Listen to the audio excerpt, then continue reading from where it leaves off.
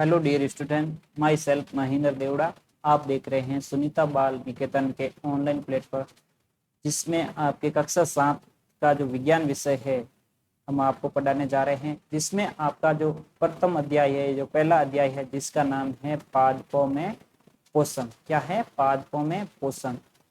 यानी कि आपके जो पादप क्या होते हैं, उसमें क्या होते हैं, पोषण किस प्रकार होते हैं, उनको बात करेंगे। सबसे पहले बात करते हैं हम पादप कि भाई आपको पादप के बारे में जानना है। अध्याय का नाम है पादपों में पोषण। यानी कि पादप का अर्थ होता है पेड़ पौधा। क्या होता है? पेड़ पौधे। यानी कि आपके सामने जितने भी पेड़ पौधे होते हैं उनको हम किस में रखते हैं? पादप के अंदर रखते हैं। और पादपों में जो पोषण होता है वो किस प्रकार होता है, उसके बारे में हम बात करने वाले हैं। तो हम जैसे जिस प्रकार हम मनुष्य के अंदर पोषण होता है, उसी प्रकार पादपों में भी क्या होता है? पोषण की क्रिया होती है। क्योंकि पादप क्या होता है आपको पता होना चाहिए, सजीव होते हैं। क्या होते हैं? सजीव। और सजीवों को जीवित रहने के लिए किसकी आवश्यकता होती है? पोषण की आवश्यकता होती है। यानी कि पादप क्या है यहाँ पे? सजीव है। क्या है? सजीव। अब देखो, सजीव है तो सजीव के लिए क्या जरूरी है? पोषण की क्रिया जरूरी है। अब पोषण के लिए आपको क्या करना चाहिए? इसके लिए आपको, जैसे मानव की बात करते हैं तो मानव क्या करता है? पोषण के लिए खाना बनाता है और उसको खाता है, और उसके लिए शरीर में पाचन की क्रिया चलती है। तो अब हम बात करते हैं केवल पादपों की। तो देखो यहाँ पे दे रखा है आपने कक्षा 6 में आप पढ़ चुके हैं कि सभी जीवों के लिए भोजन आवश्यक है। अब मैंने बात की जीव। अरे भाई, जीव की बात करते हैं तो जीव या सजीव की बात करते हैं, जिसमें पेड़ पौधे तथा मानव, एनिमल्स, जानवर सभी आते हैं। यानी कि सभी जीवों को जीवित रहने के लिए क्या आवश्यक है? भोजन की आवश्यकता है। आप ये भी पढ़ चुके हैं, आप ये पढ़ चुके हैं कि कार्बोहाइड्रेट, प्रोटीन, वसा, विटामिन एवं खनिज भोजन के मुख्य घटक है। यानी कि आपको याद रखना है कि भोजन है या पोषण है, ये क्या है? पोषण। ठीक है। अब इन भोजन और पोषण का जो मुख्य घटक है वो कौन होता है? कार्बोहाइड्रेट। क्या होता है?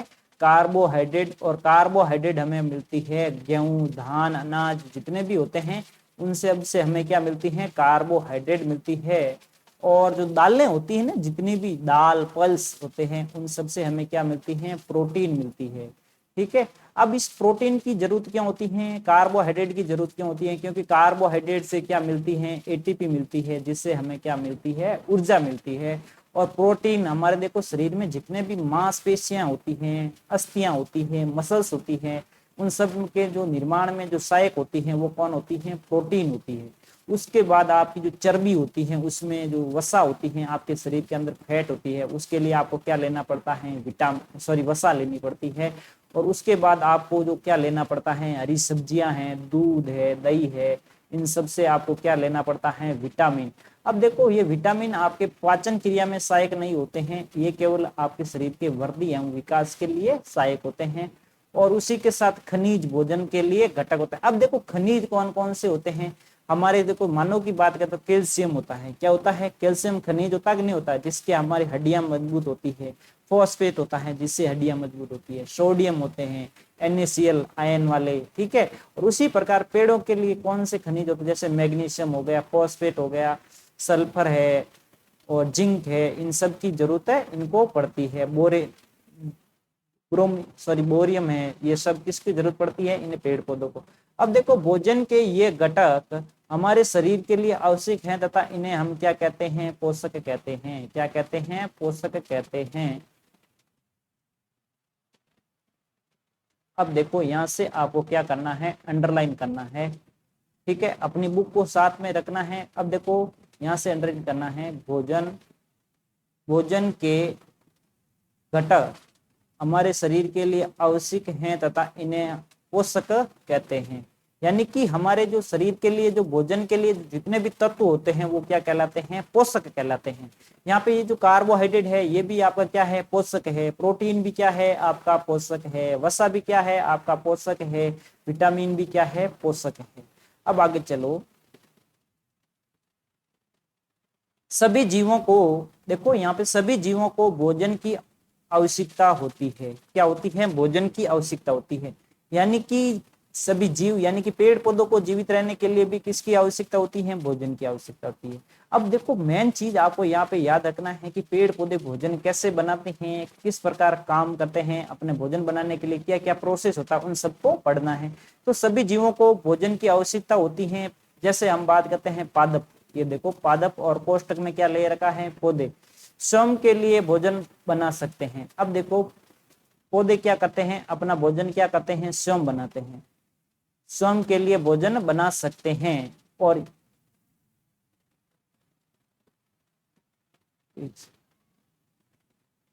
अब देखो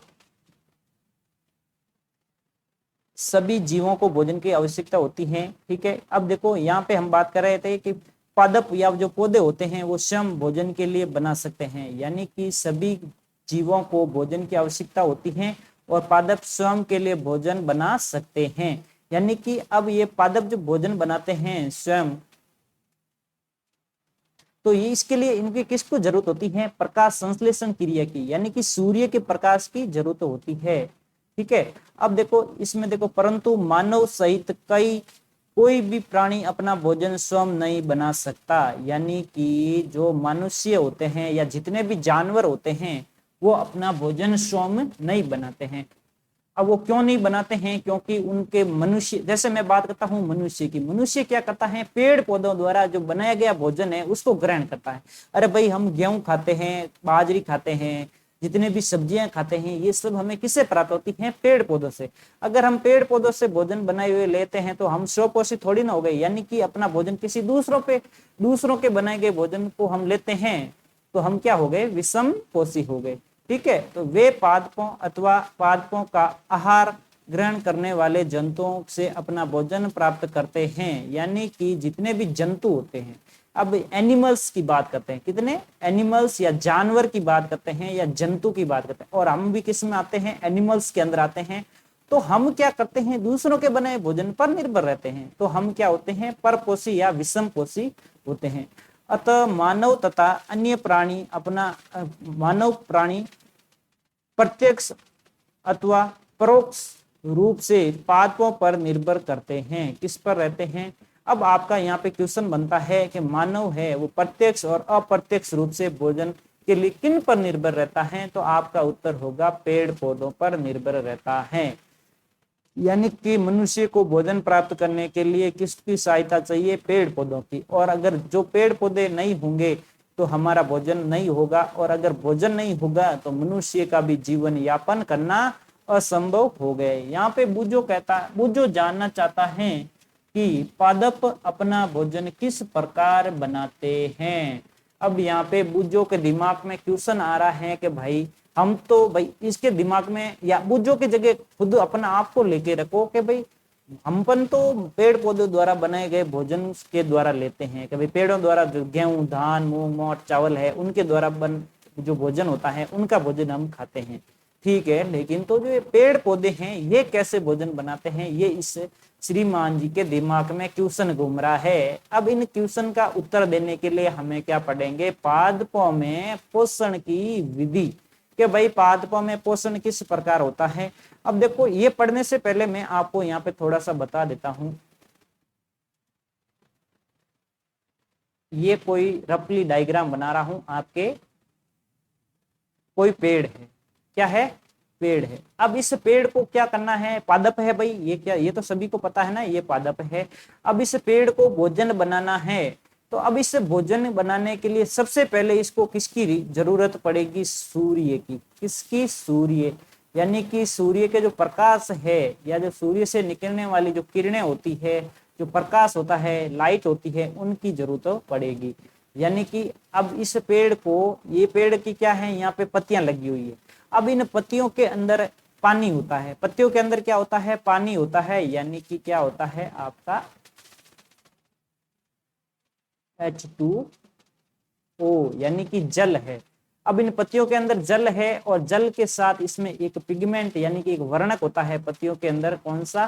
क्लोरोफिल होता है। क्या होता है? क्लोरोफिल, ठीक है। अब जब ये सूर्य की जो प्रकाश की किरणें पड़ती है, पत्तियों के अंदर जल है, और ये जो CO2 गैस, हमेशा आपको पता होना चाहिए पेड़ पौधे हमेशा कौन सी गैस लेते हैं? CO2 लेते हैं। जब CO2 H2O सूर्य का प्रकाश मिलके किसका निर्माण करेंगे, कार्बोहाइड्रेट। ये हमने पढ़ा था ना ऊपर, कार्बोहाइड्रेट प्रोटीन वाला, तो कार्बोहाइड्रेट बनाता है और वही कार्बोहाइड्रेट इसके क्या होता है, पोषक तत्व होता है। ठीक है, ये हमने थोड़ा बहुत पढ़ लिया, लेकिन आगे आपको सब समझाते हुए पढ़ेंगे। ठीक है, अब देखो, केवल पादप ही ऐसे जीव हैं जो जल, अब देखो मैंने बात की ना, जल, कार्बन डाइऑक्साइड, क्या आ गया आपका, एक सेकेंड, देखो केवल पादप ही ऐसे जीव हैं जो, एक सेकेंड, हाँ, जो जल, कार्बन डाइऑक्साइड यानी कि CO2, यहाँ पे हमने किसकी बात की, मैंने यहाँ पे जल के साथ क्या लिखा था,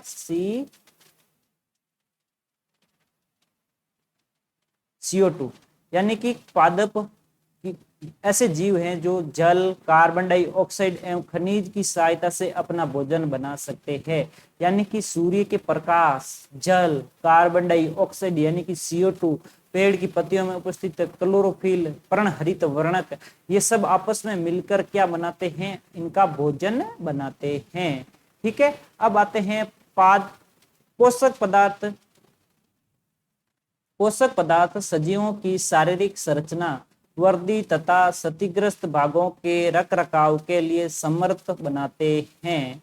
अब याद रखना, अगर हमारा मानव शरीर होता है, जब कभी आप सुनते हो तो मानव की बात करते हैं, कभी एक्सीडेंट हो जाता है या कोई शरीर का कोई भी अंग क्षतिग्रस्त हो जाता है या भाग जाता है या टूट जाता है कहीं से भी, तो उनके लिए क्या होता है, ज्यादा से ज्यादा हम उनको क्या फल फ्रूट खिलाते हैं, ज्यादा से ज्यादा प्रोटीन युक्त खाना खिलाते हैं।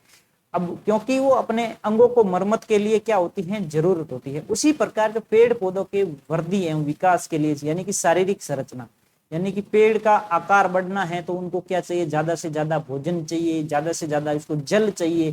तो इनके लिए हमें ये क्या पौध जो पोषण तत्व होते हैं उनको ज्यादा से ज्यादा प्राप्त कराना चाहिए, किनको, पेड़ पौधों को, तथा विभिन्न जैव प्रक्रमों के लिए आवश्यक ऊर्जा भी प्रदान करते हैं। सजीवों द्वारा भोजन ग्रहण करने एवं उनके उपयोग की विधि को हम क्या कहते हैं, पोषण कहते हैं। यानी कि सजीवों द्वारा भोजन ग्रहण करने एवं उसके उपयोग की विधि को हम क्या कहते हैं, पोषण कहते हैं। यानी कि सजीव है जो अपना भोजन बनाने की जो प्रोसेस होते हैं वो क्या कहलाती हैं, पोषण कहलाते हैं। और उस पोषण के जो काम कौन कौन आते हैं आपको पता होना चाहिए। सूर्य के पोषक तत्व कौन कौन से होते हैं, या जो पोषण के जो घटक होते हैं वो कौन कौन से होते हैं, वो आपके दिमाग में होने चाहिए, जो मैंने आपको इस पेड़ वाले डायग्राम से बताए हैं। एक तो पेड़ पौधे के अंदर, पत्तियों के अंदर जल होना चाहिए, और उसके साथ कार्बन डाइऑक्साइड होनी चाहिए, खनिज लवण होने चाहिए, और उसके साथ CO2 गैस होनी चाहिए। अब देखो, पोषण की ये विधि जिसमें जीव अपना भोजन स्वयं संश्लेषित करते हैं, स्वपोषण कहलाते हैं। क्या कहलाते हैं, स्वपोषण कहलाते हैं। एक सेकेंड है, अब देखो एक हाइलाइट बताते हैं आपको, यहां से आपको अंडरलाइन करना है। पोषण की वो विधि जिसमें जीव अपना भोजन स्वयं बनाते हैं। देखो, पोषण की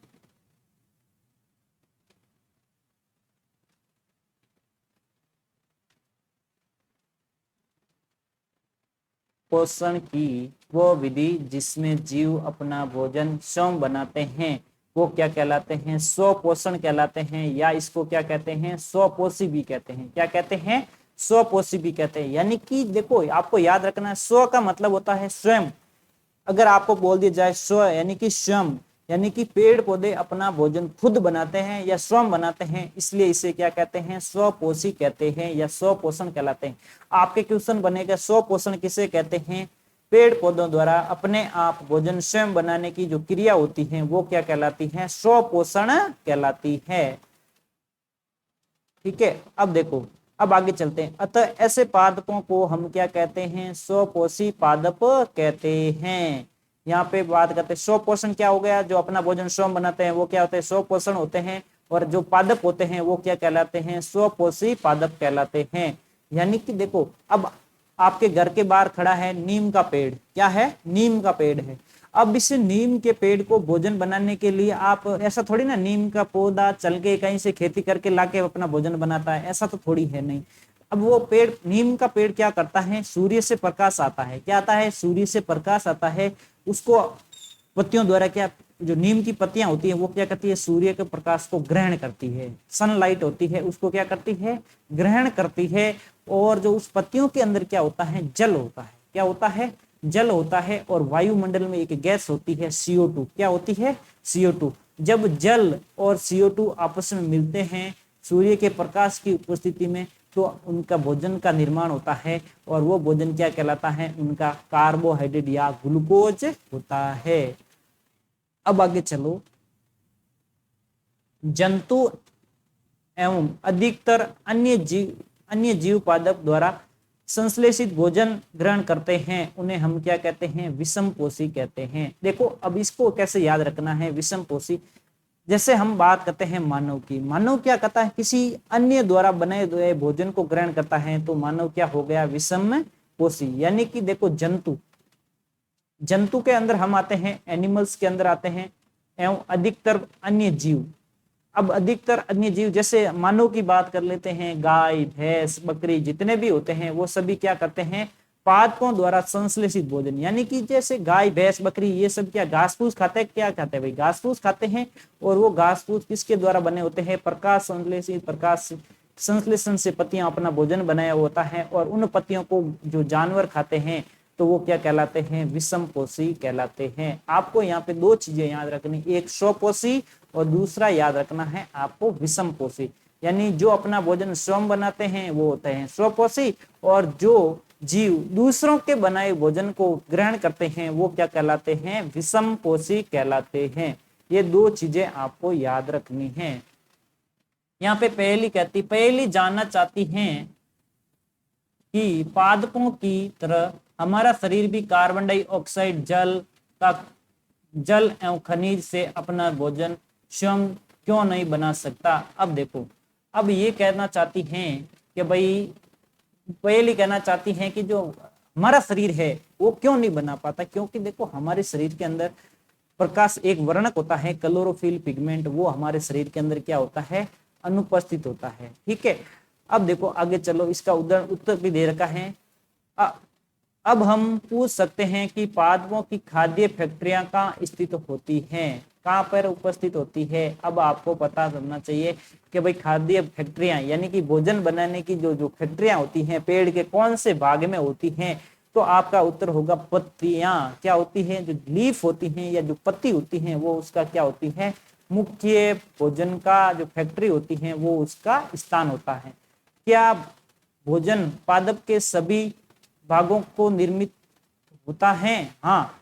अब ये बोल रहा है कि क्या भोजन पादप के सभी भागों में निर्मित होता है। अब देखो सभी भागों की बात करें तो देखो मुख्यतः आपके पत्तियों के अंदर होता है, सभी में नहीं होता है, मुख्यतः आपके पत्तियों के अंदर होता है। लेकिन कुछ पादपों के अंदर पत्तियां कम होती हैं तो तने के द्वारा भी होती है। जैसे मैं बात करता हूँ केर का पादप होता है ना भाई, मृस्थलीय पादप केर होता है, उनका देखना तना पूरा हरा होता है क्योंकि उसके अंदर पत्तियां अनुपस्थित होती हैं।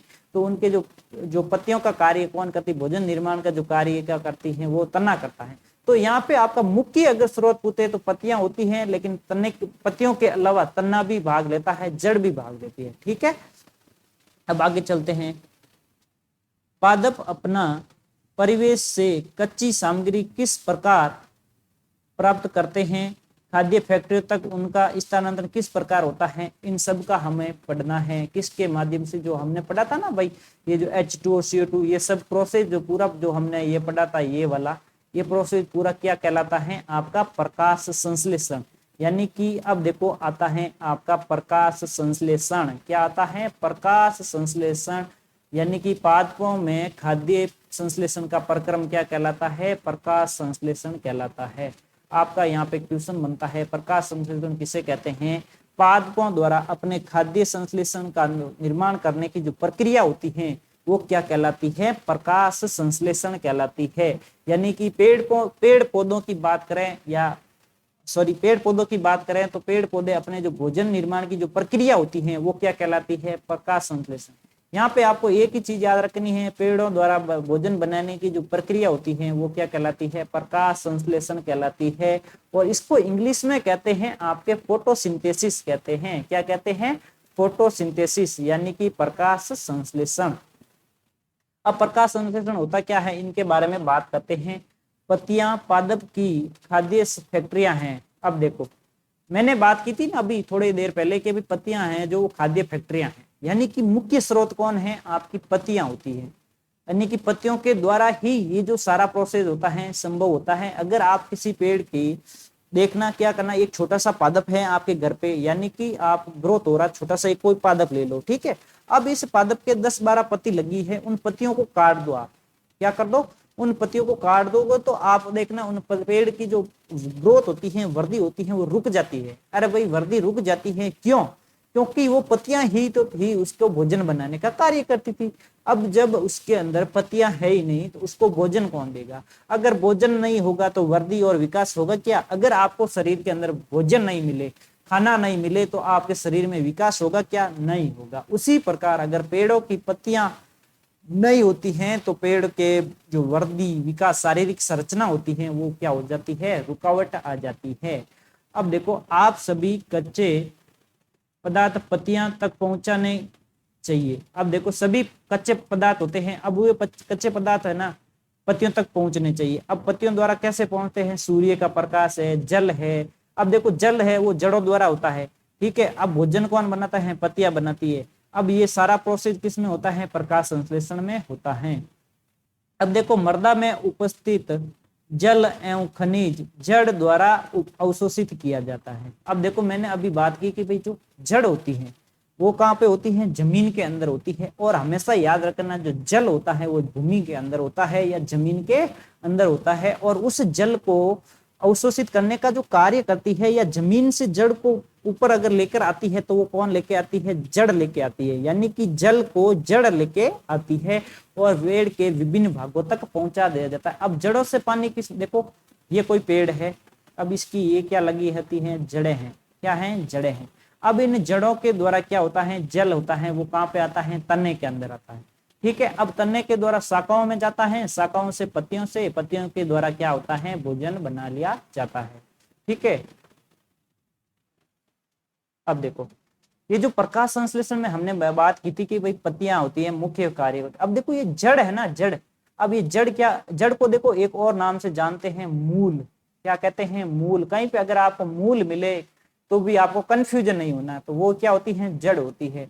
अब ये जड़ क्या करती है, जल को अवशोषण करके अपने पेड़ पौधे के, यहाँ पे देखो तना आ गया, तना से शाखाएं पत्तियां के द्वारा भोजन को पहुंचा दिया जाता, ठीक है। अब इसके आगे चलते हैं। अब इसके आगे देखो, तथा तने के माध्यम से पत्तियों तक पहुंचाया जाता है। पत्तियां की सतह पर उपस्थित सूक्ष्म रंध्रों द्वारा वायु में उपस्थित कार्बन डाइऑक्साइड को क्या करते हैं, प्रवेश करते हैं। अब देखो मैं आपको बता रहा था कि यहाँ पे पत्तियां, पेड़ों के अंदर क्या होती हैं, पत्तियां उपस्थित होती है। अब देखो एक पत्ती का मैं डायग्राम बनाता हूं।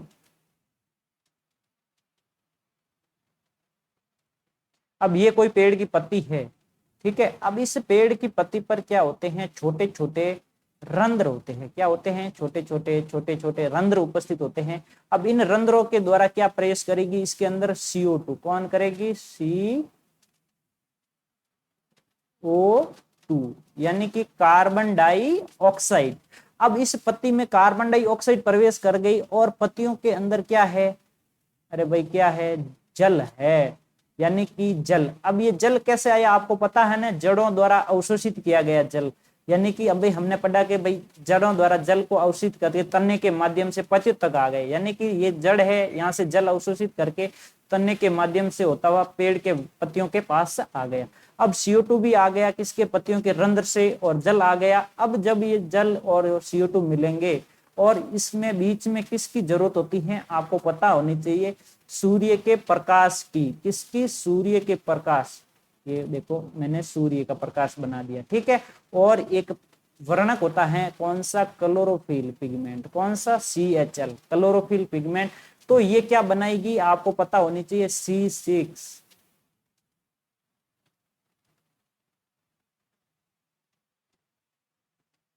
H12O6 और साथ में क्या देगी आपको प्राण वायु, क्या देगी बच्चों प्राण वायु। प्राण वायु कौन होती है, ऑक्सीजन। अब देखो ये जो मैंने आपको अभी प्रकाश संश्लेषण का जो पूरा जो प्रोसेस है, यानी कि यहाँ से लेके ये जो पूरा प्रोसेस है इस अभिक्रिया के माध्यम से, एक छोटा सा देखो मैंने डायग्राम के माध्यम से पूरा बता दिया। ये देखो पेड़ की पत्ती है, अब पत्ती के छोटे छोटे डॉट डॉट आपको दिख रहे हैं, ये रंध्र हो गए। अब रंध्र के पास या पत्तियों के अंदर जल कहां से आया, जड़ों द्वारा जल अवशोषित करके पेड़ की पत्तियों के पास आ गया, ठीक है, ये आ गया जल। अब रंध्रों के द्वारा क्या आ गया, इसके अंदर CO2 आ गया, एंटर कर गया, क्या कर गया CO2। जब जल और CO2 आपस में मिलते हैं, किसकी उपस्थिति में, दिन के समय प्रकाश होता है, सूर्य होता है, क्या होता है, सूर्य से जब धूप निकलती है या प्रकाश निकलता है, तो जब ये तीनों चारों आपस में मिलते हैं तो किसका निर्माण करते हैं, इस चीज का निर्माण करते हैं। और ये चीज होती है आपके कार्बोहाइड्रेट, क्या होती है, कार्बोहाइड्रेट, यानी कि ग्लूकोज का फॉर्मूला है C6H12O6 और उसके साथ में आपको 6 ऑक्सीजन के क्या देती है, अणु देती है। यानी कि आपको जब आप पढ़ते हो ना कि हमें पेड़ों से ऑक्सीजन प्राप्त होती है, यानी कि पेड़ों से किस प्रकार ऑक्सीजन मिलती है, ये हमने इसके माध्यम से बता दिया। तो दोस्तों ये होता है आपका प्रकाश संश्लेषण का पार्ट। अब आगे की क्लास हम पढ़ेंगे कल। आज के लिए आपको इतना ही पढ़ना है, और आपने जो हमने पढ़ा है आज के इस पादपों में पोषण, इन सब को आपको वापस पढ़ना है, रिवाइज करना है, और जो भी डाउट हो वो अपने पास एक कॉपी में लिख देना है। Thank you class.